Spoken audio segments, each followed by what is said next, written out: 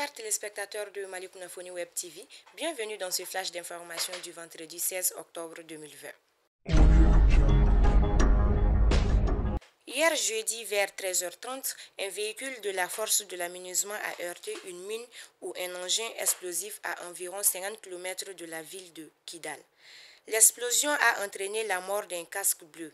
Un autre gravement blessé a été évacué selon l'aménagement. Celle-ci ne précise pas leur nationalité de la victime. L'aménagement condamne fermement ces attaques qui frappent entièrement le personnel des Nations Unies, les forces maliennes internationales et surtout des civils innocents selon le communiqué. Le chef du gouvernement, M. Mokhtar Wane, a commencé la visite par la famille Nyare à Nyarela et où il a été reçu par le patriarche Draman Nyare.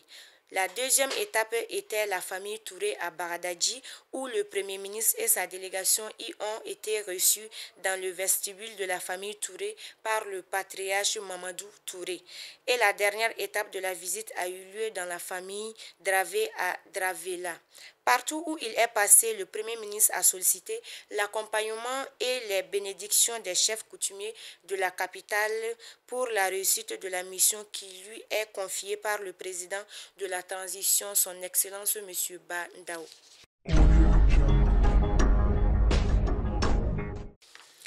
Dr Fanta Sibi, ministre de la Santé et du Développement social, a lancé hier jeudi 15 octobre l'édition nationale de la Journée mondiale du lavage des mains. Le thème retenu cette année est l'hygiène des mains pour tous. 3368 cas positifs, dont 132 décès depuis le 25 mars 2020, c'est le bilan de la pandémie du Covid-19 dans notre pays. Selon la ministre de la Santé et du Développement social, le thème de cette année s'inscrit dans le cadre de la mise en œuvre des recommandations de l'OMS sur l'hygiène des mains. Les recommandations qui permettent non seulement de prévenir et de contrôler la pandémie à Covid-19, mais aussi de travailler pour garantir des infrastructures et des comportements durables. Le nom de son fils, Mohamed Ag Sougdi, figurant parmi quelques 200 prisonniers libérés en échange des 4 otages.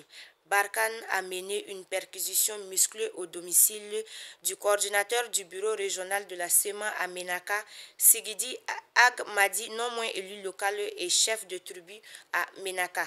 Suite à cette descente, de nombreux éléments de la SEMA ont été capturés et leurs biens saisis. On ignore encore les raisons de cette perquisition. Aussi, les militaires français ont saisi 3 véhicules, une dizaine d'armes du personnel de sécurité de l'élu et une importante somme d'argent. Les discussions engagées avec le commandement de la force française ont abouti à la libération du coordinateur du bureau régional de la SEMA à Ménaka. Par ailleurs, d'autres personnes dont M.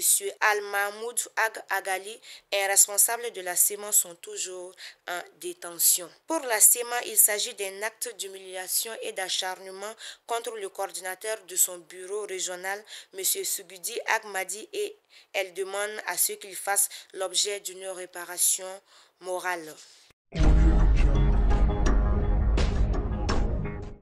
Le Premier ministre, chef du gouvernement, M. Mokhtar Wane, a reçu ce jeudi 15 octobre 2020 une délégation des syndicats de l'administration territoriale conduite par M. Ousmane Christian Diarra. À l'issue de la marche effectuée entre la place de l'Indépendance et l'esplanade de la Primature, M. Diarra a remis au chef du gouvernement une déclaration conjointe des syndicats de la plateforme d'action commune relative à la demande de la libération des otages civils et militaires en général et des représentants de l'État et des travailleurs des collectivités territoriales en particulier. À son tour, M. Mokhtar Wane a remercié les manifestants pour être sortis si nombreux pour défendre une cause si noble. Il a assuré que leurs doléances ont été bien entendues et seront examinées avec toute l'attention requise.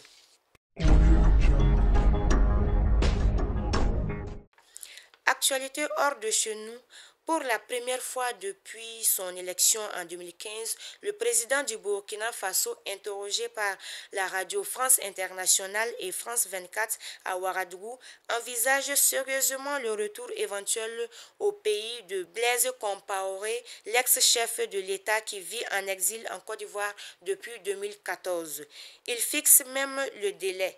S'il est réélu le 22 novembre, Roch-Marc Christian Kaboré annonce qu'un processus de réconciliation permettra ce retour lors du premier semestre 2021.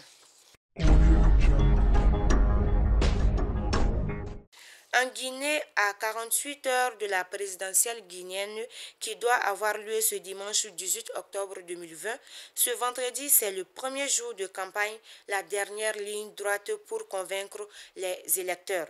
Et si 12 candidats sont engagés dans ce scrutin, le match se joue entre deux hommes, Alpha Condé, le chef de l'État qui vise un troisième mandat, et celui d'Alain Diallo, l'opposant historique.